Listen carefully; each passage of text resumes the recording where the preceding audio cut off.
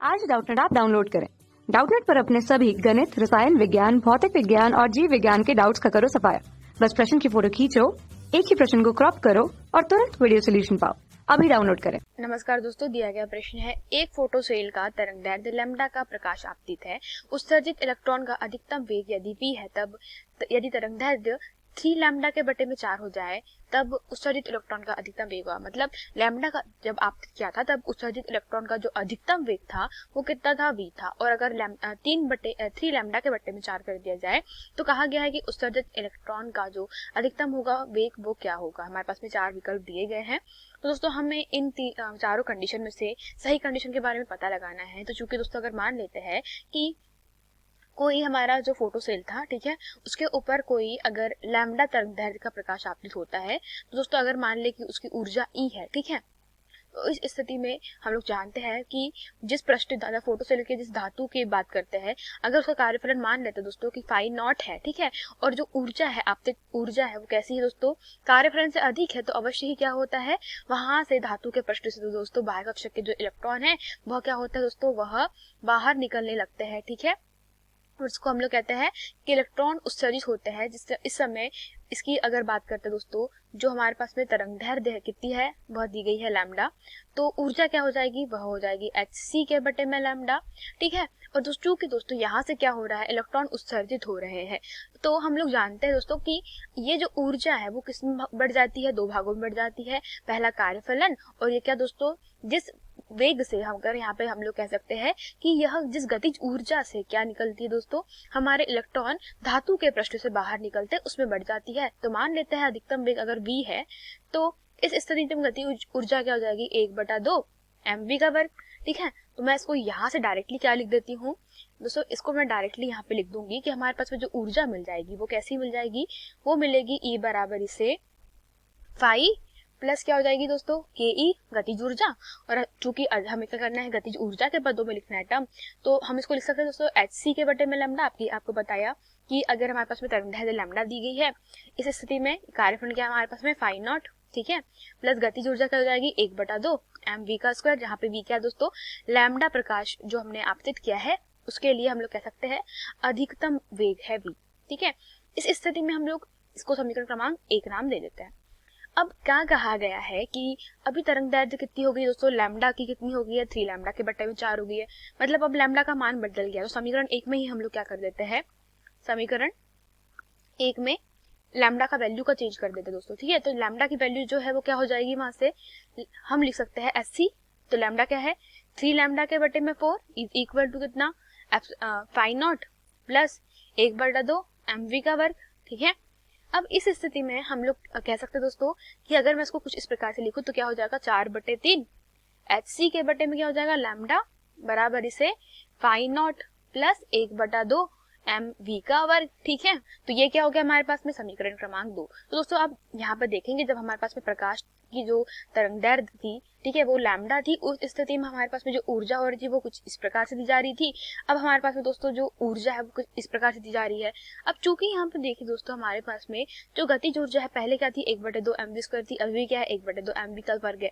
अब मैं यहाँ से अगर देखिए यहाँ पे कि hc के बटे लैम्डा का मान मैं क्या कर दूं, इस समीकरण में पुट कर दूं, अर्थात समीकरण क्रमांक 1 का मान समीकरण 1 से 2 में क्या करना है, बस वैल्यू पुट करनी है।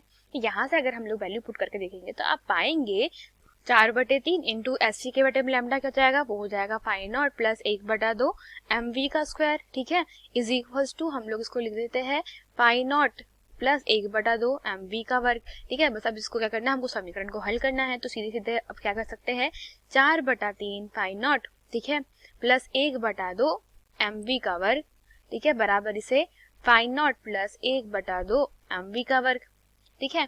अब इसको सॉरी अंडर मल्टीप्लाई कर देंगे तो यहाँ पे क्या आ जाएगा दोस्तों, यह मैं लिख देती हूँ डायरेक्टली यहाँ पे, प्लस 4/3 गुना 1/2 mv का वर्ग, ठीक है।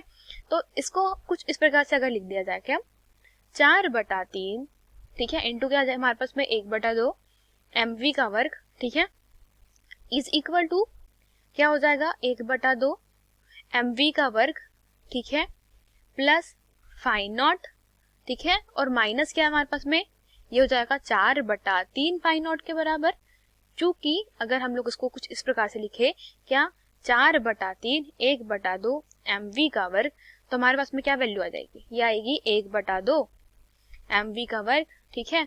और जब आप इसको हल करेंगे दोस्तों, तो जो वैल्यू आएगी वो जो वैल्यू आएगी वो कितनी आएगी, वह आएगी माइनस में पाई नॉट के बटे में 3। अब चूंकि अगर हम दोस्तों इस पद को छोड़ दे, ठीक है, मतलब हमारे पास में अगर गतिज ऊर्जा के पदों में बात करते हैं, तो ये जो गतिज ऊर्जा प्राप्त हुई है, ये गतिज ऊर्जा किसकी प्राप्त हुई है दोस्तों हमारे पास में, ये हमारे पास में दोस्तों जो हमारे कह सकते हैं कि हमारे पास में जो फोटो सेल का तरंग दैर्ध्य लैम्डा से हमने क्या कर दिया था, तरंग दैर्ध्य 3 लैम्डा के बटे में 4 कर दिया था, उस समय की गतिज ऊर्जा अधिकतम। तो हम लोग यहाँ से 1/2 mv स्क्वायर का अधिकतम मान निकाल सकते हैं, और 1/2 जो mv का स्क्वायर है वो किसकी गतिज ऊर्जा है हमारे लिए, वह है दोस्तों किसकी, जो हमारे आपतित प्रकाश में, अगर हम लोग यहाँ पे देखा था कि आपतित प्रकाश की अगर तरंगदैर्ध्य लैम्डा है तो उसका जो अधिकतम गतिज ऊर्जा थी वो कितनी थी दोस्तों, इसकी अधिकतम जो गतिज ऊर्जा है दोस्तों वो 1/2 mv का वर्ग थी, ठीक है। तो उसको मैं 1/2 mv के वर्ग के पदों में लिख लूं, तो ये यहाँ से कुछ इस प्रकार से हो जाएगा 1/2 mv का वर्ग, ठीक है, बराबर इसे क्या हो जाएगा 4/3 इंटू 1/2 mv का वर्ग, ठीक है, प्लस पाई नॉट के बटे में 3।